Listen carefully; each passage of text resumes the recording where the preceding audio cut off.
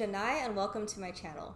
Yes, Moa, we are finally here. It is comeback day. TXT is back. They have their full album out now. This is the Star chapter together, and this is closing the entire story they have been telling since debut. So it is a bittersweet moment for me personally.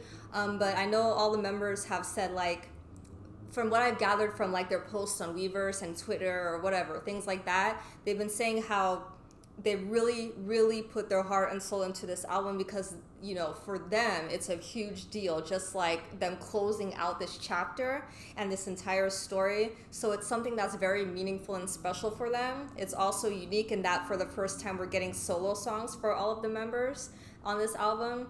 So it's a big deal and I'm very excited for it. I'm very excited for the title track, which I'll be reacting to first, but do look out for my reaction to the rest of the songs on the album.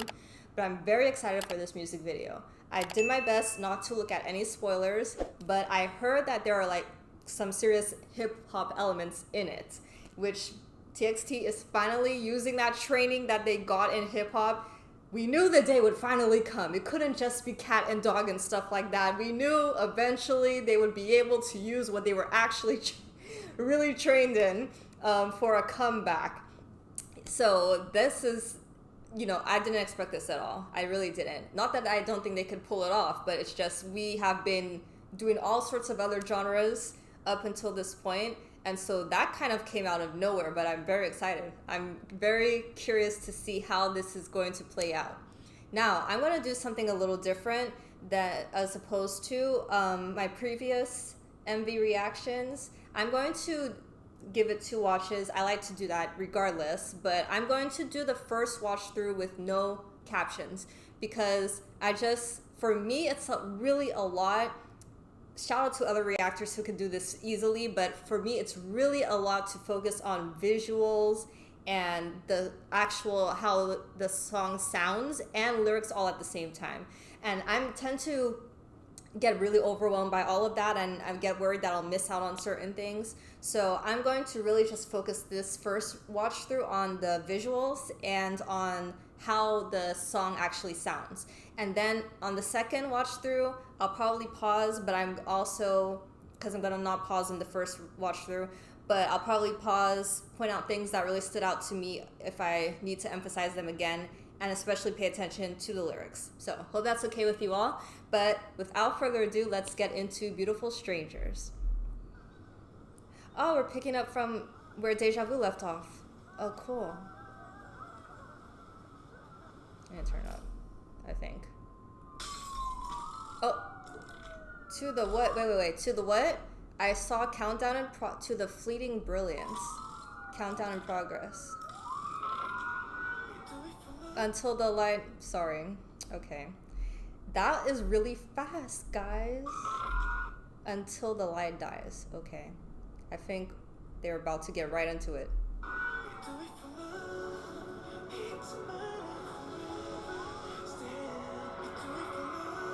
What is with this card trace? Oh, Yeonju looks so fine. That's the part I heard. That little part. Beautiful Strangers at the end of that horror series they did.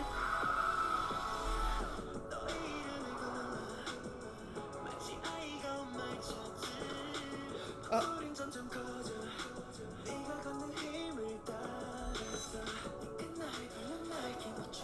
What is going on?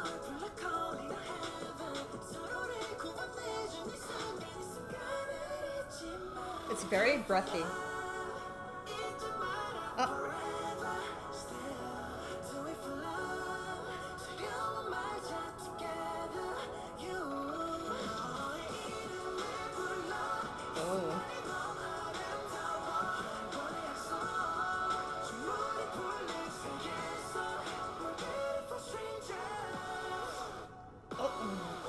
I can with this looks. Exactly what is this hat Subin is wearing?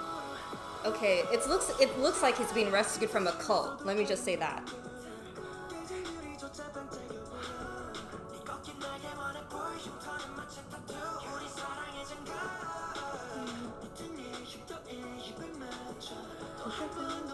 I like this part a lot.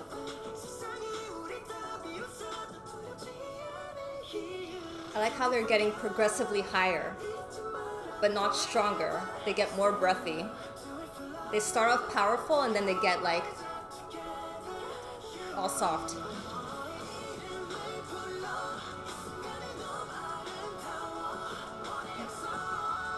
I'm trying to get used to seeing them this way. They look really good though. Did someone, was that Bong with a grill in his mouth?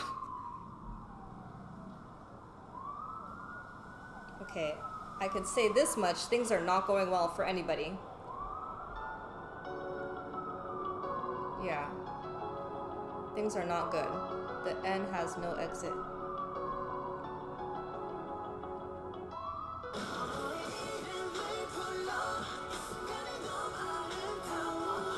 my gosh.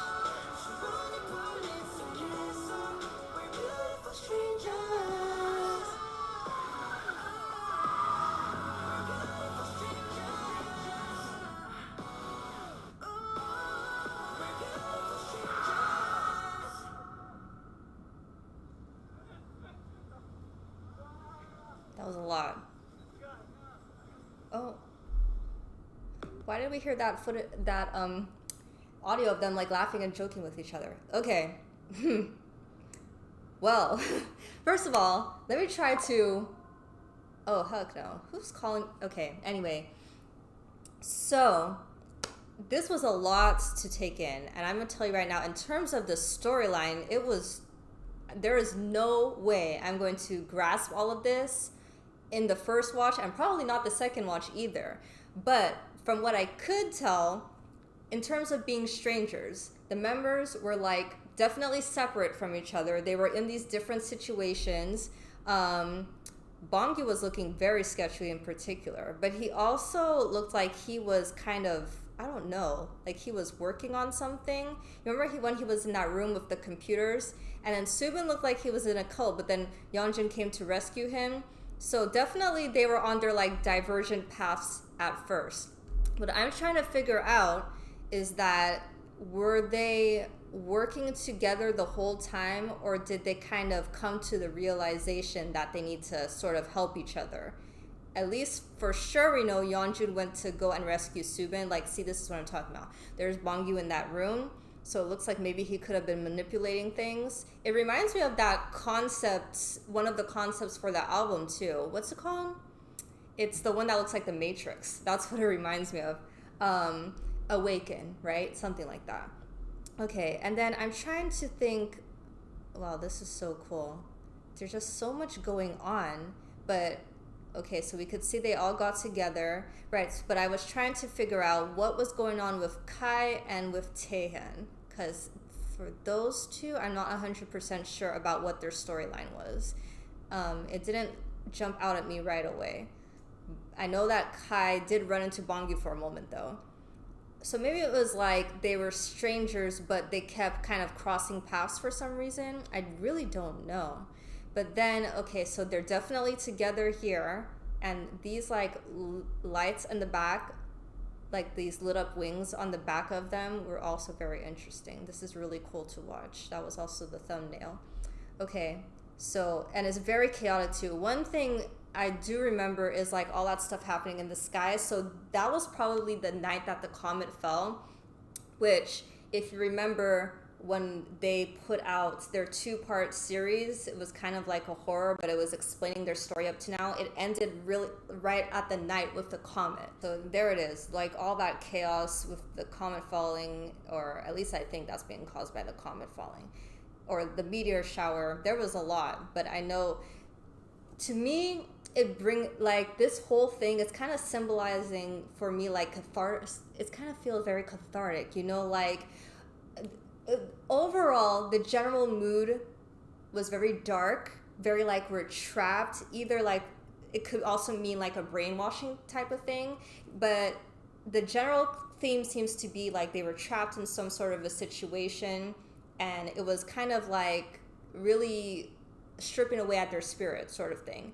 And then somehow it's like they found each other, and then they managed to kind of get out of that, you know, because it was just all of this like doom and gloom and all of these like ominous messages, like the end has no exit and all this other stuff. And where is that? On the building. Yeah.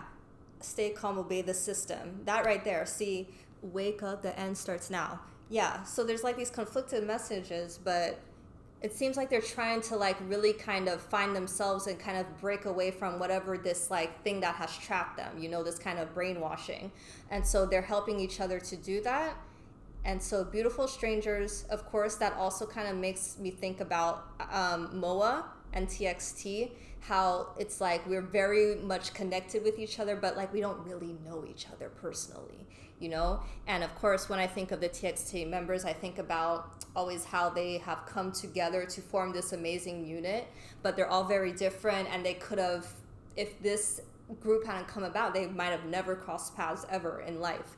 So it's really a beautiful message, and it's a really nice end to the story, but I know for sure I did not cover everything in terms of storyline. So all you MOA out there, if you could help out in the comments and explain all of the intricacies, all the little details that you figured out, I would love to read about them. But as usual, the storytelling and the video was stunning. In terms of the song, like how it sounded, it was really nice. It definitely was like, it was hip hop, but like they said, it was light hip hop. It wasn't like this heavy, like straight hip hop beat or genre.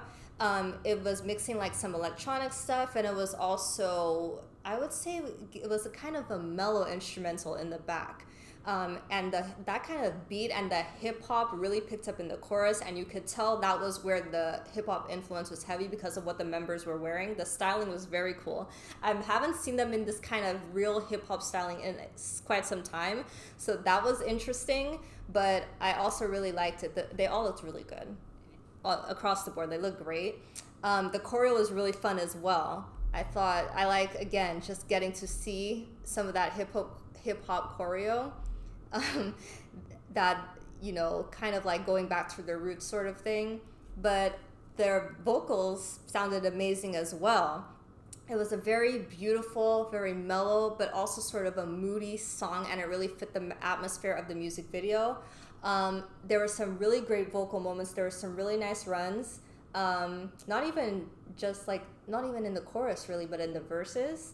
And I think my favorite part, now I can't even remember where it was. When I play the song again, or the music video, I'm going to point this out. But there was a time when they sort of were like more sort of rap singing, like they kind of like played around with the rhythm of the song. I want to say it was maybe in like the post-chorus, or like maybe right before the chorus, but I'm not sure. I will let y'all know when I hear it. But everyone sounded really good, and I also remember too how leading up to when they sing Beautiful Strangers, how like their voice would just get progressively higher, but they would start off with power high vocals, and then they would become more soft and breathy, like more so going into a falsetto. And I also thought that was really nice. So overall, my initial impressions are the song is very nice. It's calm in a way. It's mellow, but also it has this sort of moody, deep kind of heaviness to it. You know, it's not just like, you can tell the difference between this and like a very fun, lighthearted song. That's not what this is. And they really do a good job of conveying that kind of mood, and they tell the story of the video well through their voices, if that makes sense. So we're gonna play it again though. I'm gonna now look at the lyrics, and I'm gonna be pausing to kind of point out some things that really stood out to me, especially like, you know, because again, it was a lot to take in at once, and so definitely there were things I remember, but I don't remember when they happened. So let's get into it.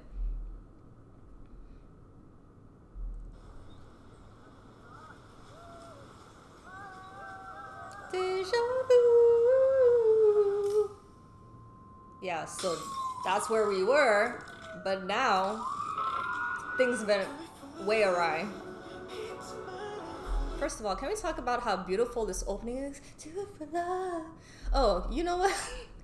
Girl, okay, lyrics. We got them. Okay, I was about to play the whole thing over again with no lyrics.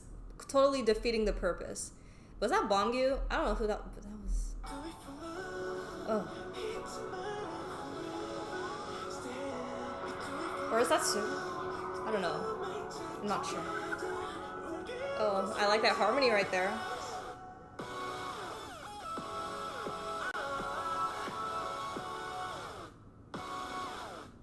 Boy, they have Yeonjun running all the time now.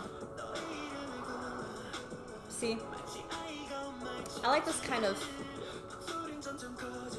soft beat at the back. It's a tiny bit R&B-ish. That part. That's the part I was talking about, guys. See that?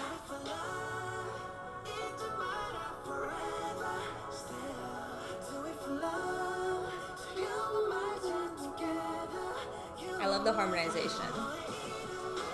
Here we go.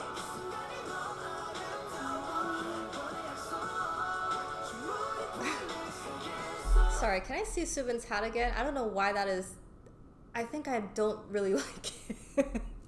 Subin looks great, but I would rather this. I wish the stylist hadn't put him in this hat. But I like this chorus, so let's hear it again. And I really like when they start dancing.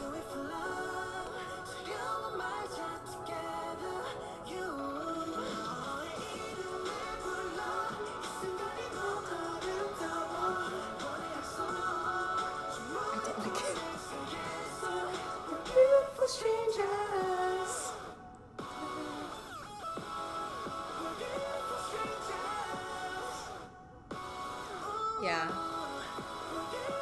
I love how their voice just sounds so emotional in that beautiful strangers.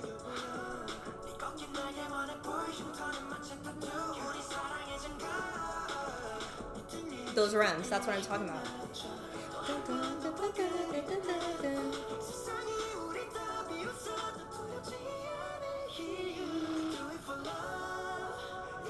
Oh, don't cry.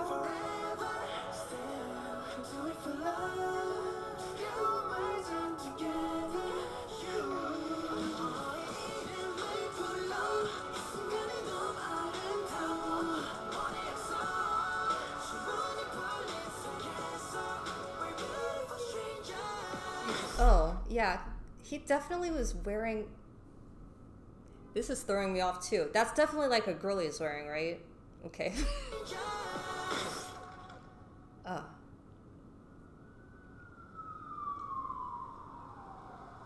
I love the use of lighting as well. That's one thing I did not point out. I really like the soft lighting, and I like how sometimes it's like the specific color palette, like the blue dark, the dark, and the blue, and then like this warm colors that remind you of fire.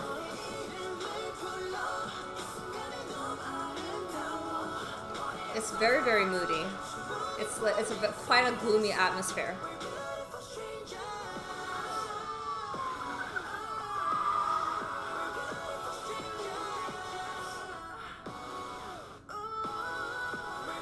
This also reminds me of a 0 by 1 love song, some of these visuals. Okay, so lyrically, the lyrics were really, really beautiful. And so it's kind of the story we know. From what I could tell, they weren't always strangers, right? Those boys, like if you look at the very beginning of this video, clearly they were together, they were in bliss. There were a lot of references to heaven in this song and this beautiful moment. So they were definitely, they had this bond, they had this connection, but then for some reason, you know, like they drifted apart, it got lost, right?